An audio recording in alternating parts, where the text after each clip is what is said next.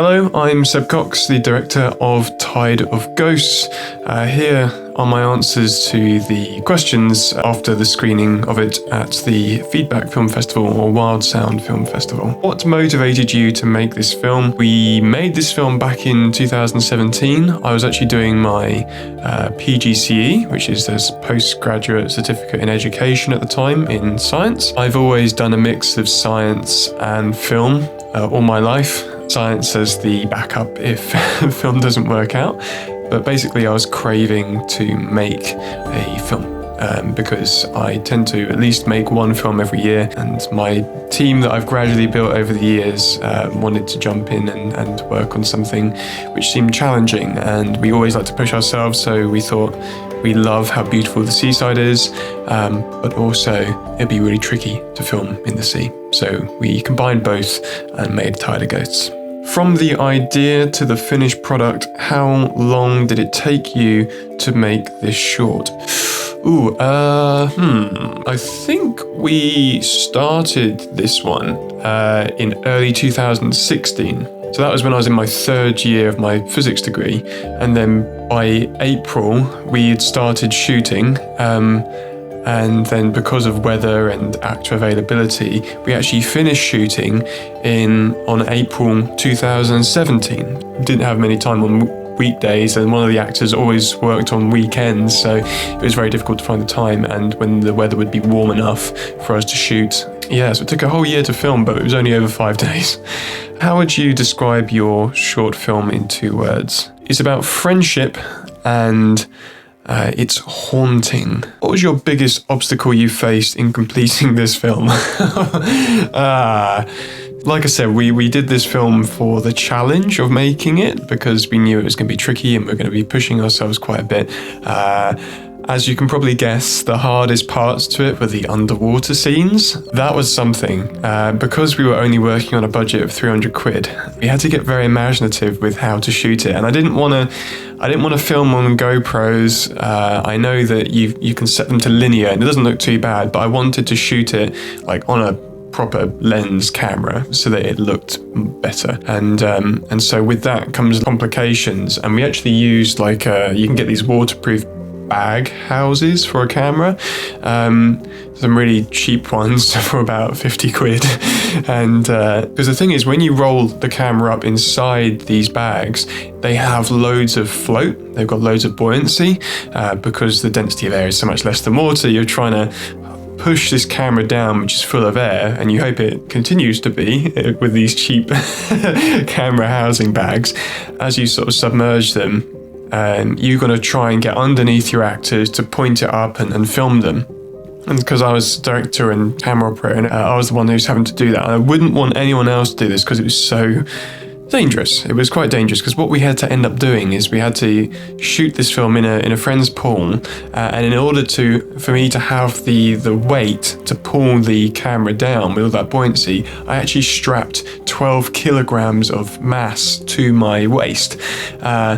And so, let's put it this way, if I went down to the bottom of this pool and I let go of the camera, it would be incredibly difficult for me to get back up from the bottom of this pool. That was a big challenge. That was really tricky. The other one as well, filming in the sea, was very tricky as well. We were actually right next to lifeguards, so we were very mindful of that when planning out the film. But interestingly, John and Ben, who were the 2 amazing actors in it, one of them hadn't ever swum in the sea before, and both of them had never swam in the sea with clothes on before. So that was eventful because the waves were quite big, and in the sea where we were filming, it was the shore drops away quite quickly. So a little bit tricky, especially around by that groin area. There's like little eddies and little pools. But if I'm honest, it wasn't as bad as that. There was one moment where I think the the actors panicked a little bit because they got water in their eyes and they couldn't see where the land was, and I basically had to say, look, just follow my voice, because I was like in wetsuit, so it was a little bit easier for me to swim, and I had the camera in the bag giving me a bit of buoyancy, and I basically guided them out the water that way. That was a little bit difficult. And I guess the last thing, which is pretty tricky, was getting one of the lead main props, which if you watch the film towards the end, getting that down to the seafront where we got it to, an incredibly remote place of the beach. We actually had to take it down a very steep flight of stairs over a cliff edge. We bumped into one person and we had to explain to them, we're not fly tipping, we're not ditching this object, it's for a film, we're taking it back. But yeah, that was a challenge, trying to get that down the stairs. Quite a few difficulties with this, but yeah, amazing that it came together in the end, really. What were your initial reactions when watching the audience talking about your film in the feedback video? If I'm honest, I was sitting there with like my arms in the air, like, yeah, because it was so lovely. Like the reactions we had back. I do doubt a lot of my work all the time. Every artist does, but I know that I do it like every single hour of every single day. I'm constantly self-critical about my work, and it's a shame in some respect, because part of me knows what I do is good, but I'm always like, but it could be better, but is it this? Seeing the reaction from everybody and the amount of positivity, people saying that it was the best film I've seen that night, yeah, and people like really appreciating what we did with the symbolism and the cinematography. It was kind of like, oh my gosh, they get it, which is like the most wonderful thing you can hear as an artist. Is when someone can watch your film, really deconstruct every element of it, and absolutely nail it. It's like we delivered that so well, and also if we can get that kind of emotional connection with it, which it seemed like we did with a lot of the audience, then that just ticks every box, and hence why I'm sitting there going yes, woo, when I'm watching the feedback. How did you come up with the idea for this short film? Mostly comes down to being inspired by the beauty and the dangers of the sea. I've heard many stories from my dad about the dangers of the sea, the currents, going out to help people who might be struggling to swim.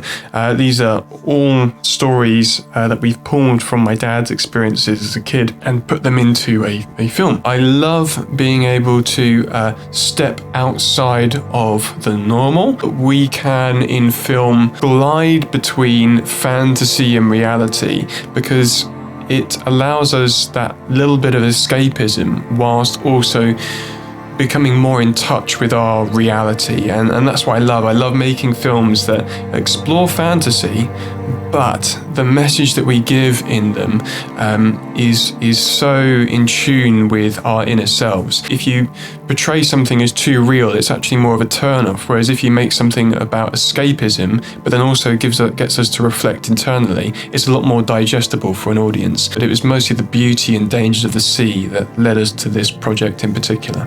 What film have you seen the most in your life?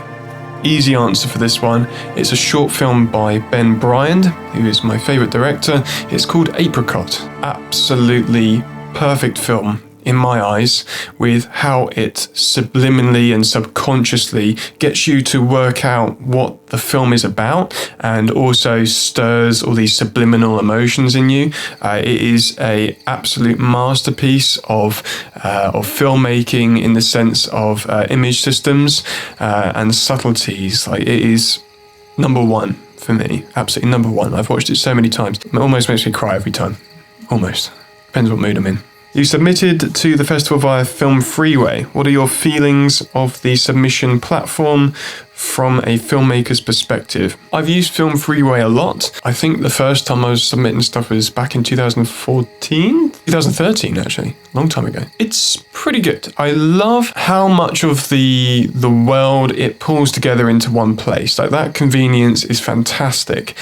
Before that, I was having to go and just explore different festivals individually, without reviews, without any kind of feedback from anyone and find their individual websites and try and submit to them directly, which I think has its benefits and its disadvantages. I do like being able to maintain everything in one place in Film Freeway, but again, because it's so accessible, the competition is a lot harder, and it can get very disheartening. I think, if I'm honest, out of my sort of success rate of a submission is like 10% of the time with all my films. I think it is going to be like that in general with film festival submissions.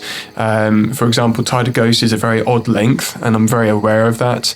It was more of like our experimental piece to see if we could make something longer. It's been a mix using Film Freeway. I like the convenience, but again, it's made the competition a lot more difficult because it is so accessible. So it's a trade-off, really. It's easier for you, but the stats are less good, if that makes sense.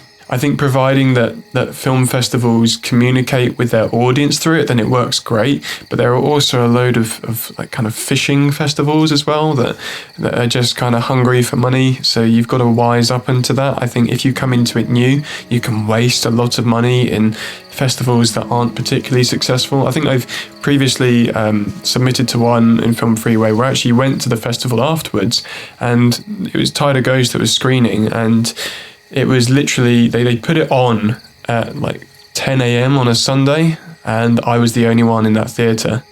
And that was pretty sad, you know, when you've paid a load of money and it's like, it's gone in, wow, here's your laurel. And then you're the only one in that cinema when it's screening. So that can happen with some of these festivals. So you've got to really research each one and see whether it is worth your investment. What song have you listened to the most in your life? My number one band I listen to are Foals. I like all their music has got a huge range, and I bounce between a lot of their songs. My number one is going to be Blue Blood by Foals. It's beautiful. What is next for you? A new film? Maybe, yeah. I'm actually working on my first feature at the moment. I'm actually in post-production, and it's very exciting. It's called Are We Monsters? It's a similar approach to Tide of Ghosts. We delve into a fantasy world, but it gets us to question the more internal struggles that we have. And this one focuses on the concept of identity and how the world might push who we are upon us. But in reality, it is up to us to decide. And thank you very much for the feedback from this festival. It's honestly, out of all the experiences I've had with every film festival, this has been the most wonderful, most lovely, well communicated. Having that personalized feedback has been like nothing else, and very much needed in this time where you are filled with a lot of self-doubt with your work. At least I am, and it's been incredible. I feel like if I'm ever having a little bit of a waver about what I'm making, I'll go back and I'll watch that feedback video for Tide of Ghosts, because